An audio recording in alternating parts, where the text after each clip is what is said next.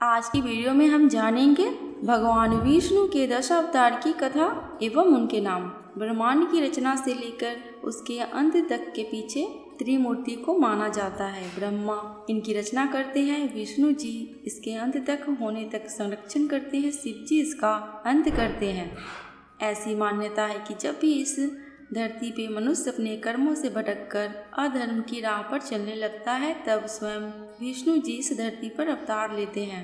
भगवान विष्णु का मत्स्य अवतार। सबसे पहला भगवान विष्णु का मत्स्य अवतार है जो सतयुग में हुआ। पुराणों के अनुसार भगवान श्री हरि विष्णु ने सृष्टि को प्रलय से बचाने के लिए मत्स्य रूप में पहला अवतार लिए थे। ये उनके 10 अवतार में पहला अवतार माना जाता है। सतयुग के अंत में राजा सत्यव्रत हुए थे। एक दिन राजा सत्यव्रत नदी में स्नान करके भगवान सूर्य को जल अर्पित कर रहे थे। तभी उनकी अंजलि में एक छोटी सी मछली आ गई। उन्होंने सोचा कि इसे वापस जल में डाल दूं, लेकिन मछली ने राजा से कहा, आप मुझे जल में मत डालिए वरना बड़ी मछलियां मुझे खा जाएंगी। तब राजा सत्यव्रत ने उस मछली को अपने राजमहल में रख लिया। जब मछली एक दिन में बड़ी हो गई तब राजा ने उसे अपने सरोवर में रख लिया, लेकिन शीघ्र ही मछली और बड़ी हो गई। राजा को समझ में आ गया कि यह कोई साधारण जीव नहीं है। उन्होंने उस मछली से अपने वास्तविक रूप में आने की प्रार्थना की। राजा की प्रार्थना को सुनकर साक्षात 4 भुजाधारी भगवान श्री हरि विष्णु प्रकट हुए। उन्होंने कहा कि ये मेरा मत्स्य अवतार है। भगवान ने सत्यव्रत से कहा, सुनो सत्यव्रत, आज से 7 दिन बाद प्रलय होगी, संपूर्ण लोक जल में डूब जाएगा। तब मेरी प्रेरणा से एक विशाल नौका तुम्हारे समीप आएगी। तब तुम सप्तऋषियों, औषधियों, समस्त बीजों व प्राणियों के सूक्ष्म शरीर को लेकर उसमें बैठ जाना। जब तुम्हारी नाव डगमगाने लगेगी तब मैं इसी मत्स्य रूप में तुम्हारे पास आऊँगा। उस समय तुम वासुकी नाग से उस नाव को लेकर मेरे सींग से बांध देना। उस समय तुम जो प्रश्न पूछोगे तब मैं तुम्हें उत्तर दूंगा। इससे मेरी वास्तविक महिमा जो परम ब्रह्मा है तुम्हारे हृदय में प्रकट हो जाएगी। तब समय आने पर मत्स्य रूप धारण करके भगवान विष्णु ने राजा सत्यव्रत को तत्व ज्ञान का उपदेश दिए।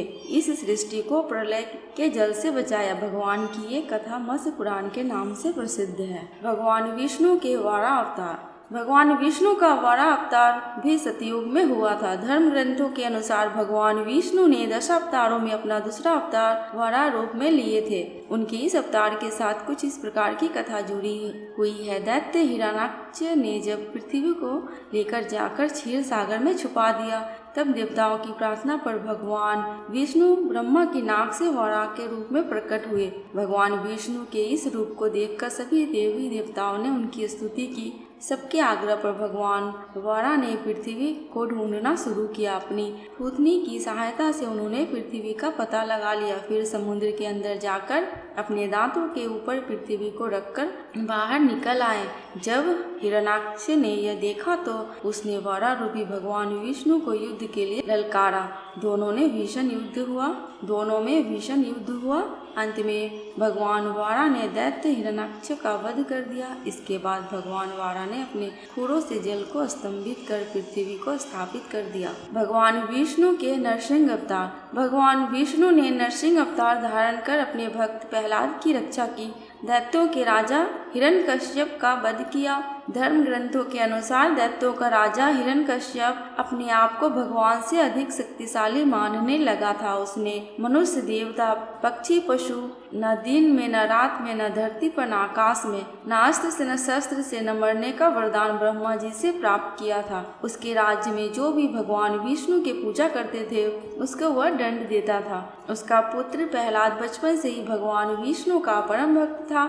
यह बात हिरण्यकश्यप को पता चली तो वह बहुत ही क्रोधित हुआ। उसने प्रहलाद को समझाने का प्रयास किया, लेकिन प्रहलाद नहीं माना। तब हिरण्यकश्यप ने उसे मृत्यु दंड देने लगा। हर बार प्रहलाद भगवान विष्णु के चमत्कार से बच जाता। हिरण्यकश्यप की बहन होलिका थी जिसे अग्नि से ना जलने का वरदान प्राप्त था। वह प्रहलाद को लेकर धधकती हुई अग्नि में बैठ गई। तब भगवान श्री हरि विष्णु की कृपा से प्रहलाद बच गए, लेकिन होलिका जल गई। जब हिरण्यकश्यप ने स्वयं प्रहलाद को मारने का निश्चय किया तब भगवान विष्णु ने नरसिंह अवतार लिया, खंभे से प्रकट होकर अपने नाखूनों से हिरण्यकश्यप का वध कर दिया। भगवान विष्णु के कश्यप अवतार। भगवान विष्णु ने इस अवतार में देवताओं और दानवों की सहायता की। भगवान विष्णु के कूर्म अवतार को कश्यप अवतार भी कहते हैं। एक बार महर्षि दुर्वासा ने देवताओं के राजा इंद्र को श्राप देकर उसे श्रीहीन कर दिया था। तब इंद्र भगवान विष्णु के पास गए, उनसे सहायता मांगी। तब भगवान ने उन्हें समुद्र मंथन के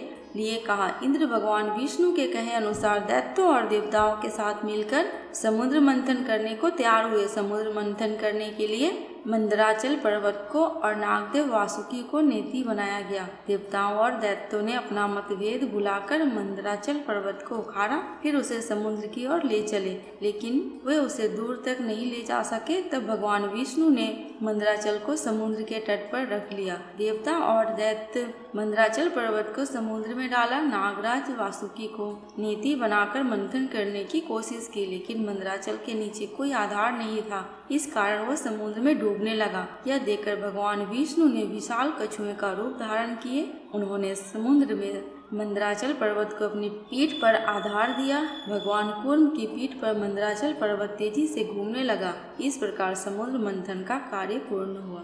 भगवान विष्णु के वामन अवतार। भगवान विष्णु का 5वां वामन अवतार है। सभी देवता त्रेता युग में जब प्रहलाद के पौत्र दैत्यराज बलि ने स्वर्ग लोक पर अधिकार कर लिया, तब सभी देवता भगवान विष्णु के पास सहायता के लिए पहुंचे। भगवान विष्णु ने कहा कि वे स्वयं देव माया अदिति के गर्भ से अवतार लेंगे, फिर उन्हें स्वर्ग का राज्य दिलाएंगे।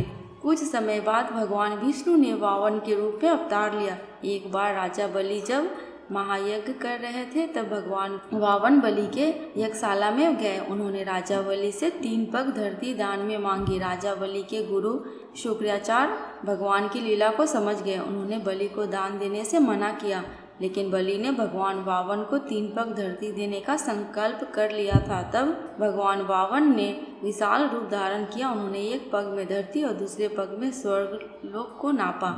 जब तीसरा पग रखने को कोई स्थान नहीं बचा तो बलि ने भगवान वामन को अपने सर पर पग रखने को कहा।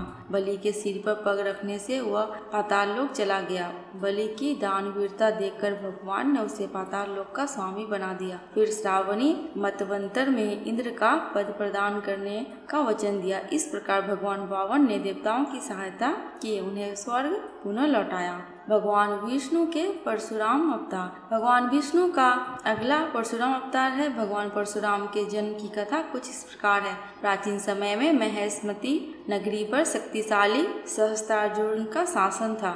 वह बहुत ही अभिमानी और अत्याचारी था। एक बार अग्निदेव ने उससे भोजन कराने का आग्रह किया। तब सहस्त्रार्जुन ने घमंड में आकर कहा, आप जहाँ भी चाहे वहाँ से भोजन प्राप्त कर ले, समस्त पृथ्वी पर मेरा राज्य है। तब अग्निदेव ने वनों को जलाना शुरू किया। एक वन में उसी समय ऋषि आपप तपस्या कर रहे थे। अग्निदेव ने उनके आश्रम को भी जला दिया। इससे क्रोधित होकर ऋषि ने सहस्त्रार्जुन को श्राप दिया, भगवान विष्णु परशुराम के रूप में जन्म लेंगे और न सिर्फ सहस्त्रार्जुन बल्कि समस्त अभिमानी शत्रुओं का सर्वनाश करेंगे। इस प्रकार भगवान विष्णु ने भार्गव कुल में और 5वें पुत्र रूप में जन्म लिया। भगवान विष्णु के श्री राम अवतार। भगवान विष्णु का 7वां अवतार त्रेता युग में भगवान श्री राम अवतार है। त्रेता युग में राक्षस राज रावण का बहुत आतंक था। सभी देवता उससे डरते थे। उसके वध के लिए भगवान विष्णु ने राजा दशरथ के यहाँ माता कौशल्या के गर्भ से पुत्र के रूप में जन्म लिए। इस अवतार में भगवान विष्णु ने अनेक राक्षसों का वध किया। मर्यादा का पालन करते हुए वह मर्यादा पुरुषोत्तम श्री राम कहलाए। भगवान श्री राम पिता के कहने पर वनवास गए। वनवास में समय रावण उनकी पत्नी सीता को हरण करके ले गया। सीता की खोज में भगवान लंका तक पहुँचे। वहाँ भगवान श्री राम और रावण का घोर युद्ध हुआ, जिसमें रावण मारा गया। इस प्रकार भगवान विष्णु ने राम के रूप में अवतार लेकर देवताओं को भयमुक्त किया। भगवान विष्णु के श्री कृष्ण अवतार। द्वापर युग में भगवान विष्णु ने श्री कृष्ण के रूप में अवतार लिए। उन्होंने अधर्मियों का नाश किया। भगवान श्री कृष्ण का जन्म मथुरा के कारागार में हुआ। उनके पिता का नाम वासुदेव था, उनकी माता का नाम देवकी था। भगवान श्री कृष्ण ने इस अवतार में अनेक चमत्कार किए। उन्होंने दुष्टों का सर्वनाश किए, कंस का वध किया। महाभारत के युद्ध में भगवान श्री कृष्ण अर्जुन के सारथी बने। उन्होंने दुनिया को गीता का ज्ञान प्रदान किया। भगवान श्री कृष्ण ने धर्मराज युधिष्ठिर को राजा बनाकर धर्म की स्थापना की।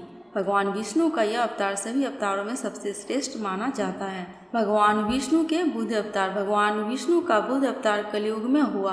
बौद्ध धर्म के प्रवर्तक गौतम बुद्ध भी भगवान विष्णु के अवतार माने जाते हैं। एक समय दैत्यों की शक्ति बहुत अधिक बढ़ गई थी। देवता भी उनके भय से भागने लगे थे। राज्य की कामना से दैत्यों ने देवराज इंद्र से पूछा, हमारा साम्राज्य स्थिर रहे, इसका क्या उपाय है? तब इंद्र ने शुद्ध भाव से बताया कि सुशासन के लिए यज्ञ और वेद विहित आचरण जरूरी है। तब दैत्य वैदिक आचरण और महायज्ञ करने लगे, जिससे उनकी शक्ति बढ़ने लगी। तब सभी देवता भगवान विष्णु के पास गए। तब भगवान विष्णु ने सभी देवताओं के हित के लिए बुद्ध का रूप धारण किए। उनके हाथ में एक मर्जनी थी, जिससे वह मार्ग को देखते हुए चलते थे। इस प्रकार भगवान बुद्ध दैत्यों के पास पहुँचे। उन्हें उपदेश दिया कि यज्ञ करना पाप है, यज्ञ से जीव हिंसा होती है, यज्ञ की अग्नि से कितने ही प्राणी भस्म हो जाते हैं। भगवान बुद्ध के उपदेश से दैत्य बहुत ही प्रभावित हुए। उन्होंने यज्ञ और वैदिक आचरण करना छोड़ दिया, जिसके कारण की शक्ति कम हुई। तब देवताओं की शक्ति पुनः बढ़ने लगी। भगवान विष्णु के कल्कि अवतार। धर्म ग्रंथों के अनुसार कल्कि अवतार कलयुग और सतयुग के संधि काल में होगा। धर्म की पुनः स्थापना करेंगे। इसके बाद सतयुग का प्रारंभ होगा। भगवान विष्णु को सभी देवताओं में सबसे अधिक पूजनीय कहा जाता है, सबसे अधिक दयालु और कृपा करने वाले कहा जाता है। उनका सरल स्वभाव है, जिसके कारण वह समय समय पर अवतार लेकर दुष्टों का नाश करते हैं, धार्मिक मनुष्यों की रक्षा करते हैं, धर्म की स्थापना करते हैं। दोस्तों, कमेंट बॉक्स में विष्णु भगवान की जयकारा लगाना बिल्कुल भी मत भूलना। आपको मेरी ये जानकारी कैसी लगी प्लीज़ कमेंट करके हमें जरूर बताना। अगर थोड़ी सी भी अच्छी लगी हो तो प्लीज़ मेरे चैनल को सब्सक्राइब करके मेरी वीडियो को लाइक एंड शेयर कर देना। अंत तक वीडियो में बने रहने के लिए आपका दिल से बहुत बहुत शुक्रिया।